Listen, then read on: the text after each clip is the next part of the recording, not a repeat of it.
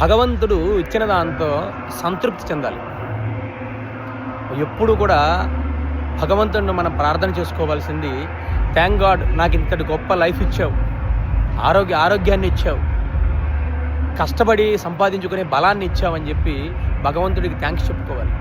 అంతేకాని పక్కవాడితో పోల్చుకొని వాడికి అవున్నాయి నాకు ఇవి లేవు, ఎప్పుడు చూడు పక్కవాడితో పోల్చుకొని ఇంకా నాకేదో లోటు చేశాడు భగవంతుడు, ఇంకా నాకేదో లోటు చేశాడు.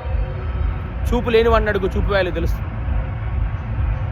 కాళ్ళు చేతులు లేనివాడిని అడుగు, కాళ్ళు చేతులు వాల్యూ తెలుస్తుంది. భగవంతుడు వజ్ర శరీరాన్ని, అందాన్ని, ఆరోగ్యాన్ని, తెలివితేటల్ని, కష్టపడి సంపాదించే శరీరాన్ని ఇస్తే భగవంతుడికి థ్యాంక్స్ చెప్పుకోక ఇంకా నాకేదో జీవితంలో కోల్పోయాను, భగవంతుడు ఇంకా నాకేదో లోటు చేశాడని చాలామంది లైఫ్లో ఇలానే బ్రతుకుతుంటారు. ఆలోచిస్తారు, దేవుడు నాకేం చేశాడు, నాకు అంతా అన్యాయమే చేశాడు. ఏం చేయాలి? బుద్ధి ఇచ్చాడు, తెలివితేటలు ఇచ్చాడు, కష్టపడి సంపాదించుకునే శరీరాన్ని ఇచ్చాడు. నీ బుద్ధి ఉపయోగించి, తెలివితేటలు ఉపయోగించి అభివృద్ధిలోకి రా, డబ్బు సంపాదించుకో, పక్కోడితో పోల్చుకోవా 24 గంటలు.